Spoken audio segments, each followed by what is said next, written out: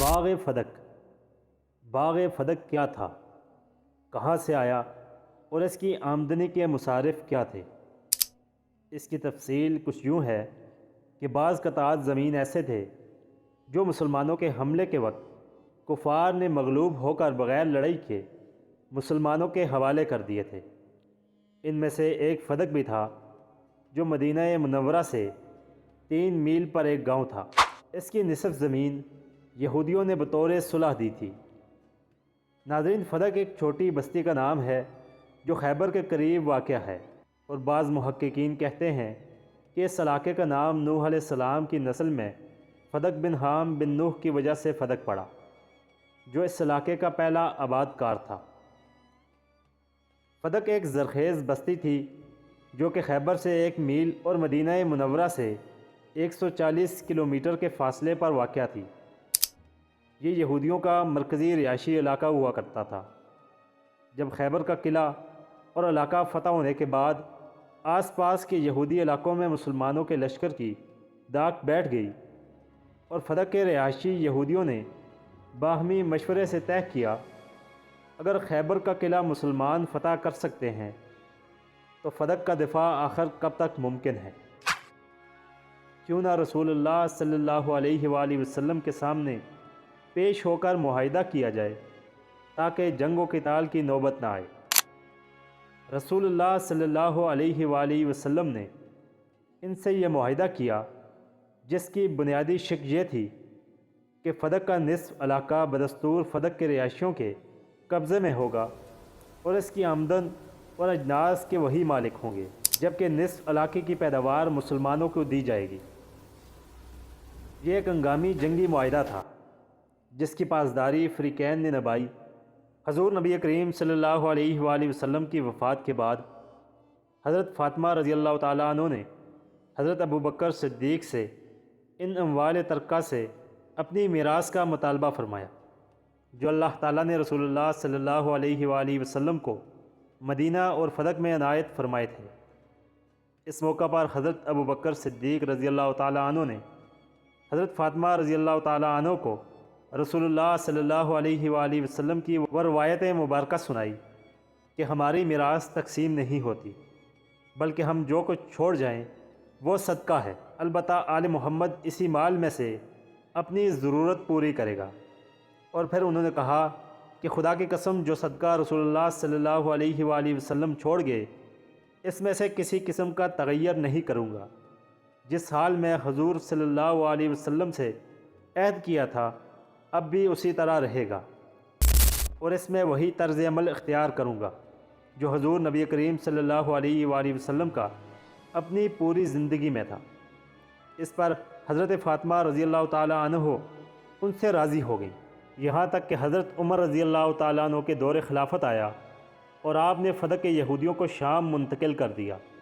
حضرت عثمان رضی اللہ تعالیٰ عنہ کے دور میں اور حضرت علی رضی اللہ تعالیٰ عنہ کے دور میں فدق کا یہی معاملہ رہا۔ حضرت امیر المومنین علی المرتضیٰ رضی اللہ تعالیٰ عنہ نے اس کا انتظام اپنی اولاد کو نہ دیا، اور نہ ہی حضرت حسن رضی اللہ تعالیٰ عنہ نے فدق کا انتظام اپنے ہاتھ میں لیا۔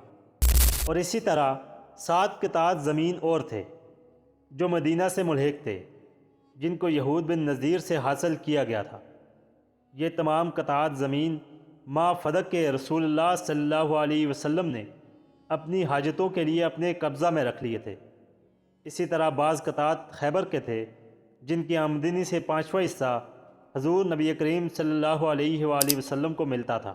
جہاد میں جو مال غنیمت آتا تھا اس میں بھی حضور نبی کریم صلی اللہ علیہ وآلہ وسلم کا حصہ مقرر تھا۔ رسول اللہ صلی اللہ علیہ وآلہ وسلم کو ان قطعات زمین سے جو آمدنی ہوتی تھی وہ درجہ ذیل امور پر خرچ فرماتے تھے، اپنی ذات مبارکہ پر، اپنے اہل و عیال ازواج مطہرات پر، اور بنی ہاشم کو بھی اسی آمدنی سے کچھ عطا فرماتے تھے۔ مہمان اور بادشاہوں کے جو سفیر آتے تھے ان کی مہمان نوازی بھی اسی سے ہوتی تھی۔ حاجت مندوں اور غریبوں کی امداد بھی اسی سے فرماتے تھے۔ جہاد کے لیے اسلحہ بھی اسی آمدنی سے خریدتے تھے۔ آپ اسی آمدنی سے مجاہدین کی امداد بھی فرماتے تھے۔ جس کو تلوار کی ضرورت ہوتی اس کو تلوار اور جس کو گھوڑے یا اونٹ کی حاجت ہوتی اسے عطا فرماتے۔ اصحاب صفا کی خبر گیری اور ان کے مصارف بھی حضور نبی کریم صلی اللہ علیہ وآلہ وسلم اسی سے پورا فرماتے تھے۔ صدقہ کا جو مال آتا تھا حضور نبی کریم صلی اللہ علیہ وآلہ وسلم اس سے کچھ نہیں لیتے تھے، آتے ہی فوراً غریبوں میں تقسیم فرما دیتے تھے۔ اب ظاہر ہے کہ یہ آمدنی ان تمام مصارف کے مقابلے میں بہت تھوڑی تھی۔ یہی وجہ تھی کہ ازواج مطہرات کو شکایت رہتی تھی۔ آپ نے بنی ہاشم کا جو وظیفہ مقرر کیا تھا وہ بھی مناسب تھا۔ حضرت سیدہ فاطمہ رضی اللہ تعالی عنہ آپ صلی اللہ علیہ وآلہ وسلم کو حد سے زیادہ عزیز تھیں، مگر ان کی بھی پوری کفالت نہیں فرماتے تھے۔ اسی طرح ظاہر ہوتا ہے کہ ان قطعات زمین کی آمدنی حضور نبی کریم صلی اللہ علیہ وآلہ وسلم مخصوص مدوں میں خرچ فرماتے تھے، اور اس کو آپ اپنی ذاتی ملکیت قرار نہیں دیتے تھے، بلکہ اللہ تعالیٰ کا مال اللہ تعالیٰ کی راہ میں خرچ کیا کرتے تھے۔ جب رسول اللہ صلی اللہ علیہ وآلہ وسلم کا وصال ہوا اور سیدنا حضرت ابوبکر صدیق رضی اللہ تعالیٰ عنہ خلیفہ بنے، انہوں نے بھی فدق کی آمدنی کو انہی مصارف میں خرچ کیا جن میں حضور نبی کریم صلی اللہ علیہ وآلہ وسلم اپنی حیات مبارکہ میں صرف فرمایا کرتے تھے۔ حضرت ابوبکر صدیق رضی اللہ تعالیٰ عنہ فدق کی پیداوار کو لیتے تھے اور جتنا اہل بیت کا خرچہ ہوتا تھا ان کو اس سے بھیج دیتے تھے، اور جن جن کے سرکار صلی اللہ علیہ وآلہ وسلم نے وظیفے مقرر فرما رکھے تھے سیدنا ابوبکر صدیق رضی اللہ تعالیٰ عنہ باقاعدگی سے ان کو دے دیتے تھے۔ فدق کی آمدنی خلفائے اربعہ ابوبکر، عمر، عثمان و علی رضی اللہ تعالیٰ عنہ سب نے انہی مصارف میں خرچ کیا جن میں سرکار صلی اللہ علیہ وآلہ وسلم خرچ کرتے تھے۔ حتیٰ کہ حضرت امیر معاویہ رضی اللہ تعالیٰ عنہ جب حاکم ہوئے تو امام حسن رضی اللہ تعالیٰ عنہ کے وصال کے بعد مروان نے فدق کے 1/3 حصے کو اپنی جاگیر بنا لیا، پھر اپنی خلافت کے زمانہ میں اپنے لیے خاص کر لیا، اور فدق مروان کی اولاد کے پاس رہا، یہاں تک کہ حضرت عمر بن عبدالعزیز کی حکومت ہوئی تو انہوں نے فدق کو مروان کے رشتہ داروں سے لے کر اسی حالت میں لوٹا دیا جس حالت میں رسول پاک صلی اللہ علیہ وآلہ وسلم اور خلفائے اربعہ رضی اللہ تعالیٰ عنہ کے پاس اس زمانہ میں تھا، یعنی انہوں نے فدق کی آمدنی کو انہی مصارف پر خرچ کرنے کا حکم دیا جن میں حضور صلی اللہ علیہ وسلم اور خلفائے اربعہ رضی اللہ تعالیٰ عنہ اس آمدنی کو خرچ کیا کرتے تھے۔ یہی حقائق سے ظاہر ہوتا ہے کہ معاملہ کچھ بھی نہ تھا، محض بات کا بتنگڑ بنا کر سیدنا حضرت ابوبکر صدیق رضی اللہ تعالیٰ عنہ کو مطعون کیا گیا۔ یہاں ہم خصوصیت کے ساتھ چند امور کی وضاحت کرنا چاہتے ہیں جن سے اس مسئلہ کو سمجھنے میں مزید آسانی ہوگی۔ باغ فدق کی آمدنی کو جن مصارف میں حضور نبی کریم صلی اللہ علیہ وسلم خرچ کیا کرتے تھے، خلفائے راشدین حضرت ابوبکر صدیق رضی اللہ تعالیٰ عنہ، عمر رضی اللہ تعالیٰ عنہ اور عثمان و علی رضی اللہ تعالیٰ عنہ بھی انہی مصارف میں خرچ کیا کرتے تھے۔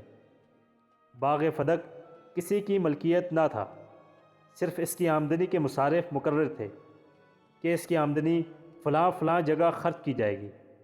خلفائے راشدین حضرت ابوبکر، عمر رضی اللہ تعالیٰ عنہ، حضرت عثمان و علی رضی اللہ تعالیٰ عنہ باغ فدق کی آمدنی کو وصول کرتے تھے اور محض وکیل کی حیثیت سے کرتے تھے، نہ کہ مالک کی حیثیت سے۔ اس معاملے میں جو بھی اختلاف ہیں وہ محض فرقہ کی بنیاد پر ہیں، نہ کہ خلفائے راشدین کے زمانے کے۔ اللہ پاک سے دعا ہے کہ اللہ پاک ہم سب کو ہدایت دے اور ہمیں ان فرقوں کی جنگ سے آزاد کرے۔ دوستو، یہ تھی ہماری آج کی ویڈیو۔ امید ہے کہ یہ ویڈیو آپ کو ضرور پسند آئی ہوگی۔ اگر آپ کو یہ ویڈیو پسند آئی ہے تو ویڈیو کو لائک، شیئر اور میرے چینل کو ضرور سبسکرائب کریں تاکہ مزید آنے والی ویڈیوز آپ لوگوں تک بآسانی پہنچ سکے۔ جزاک اللہ۔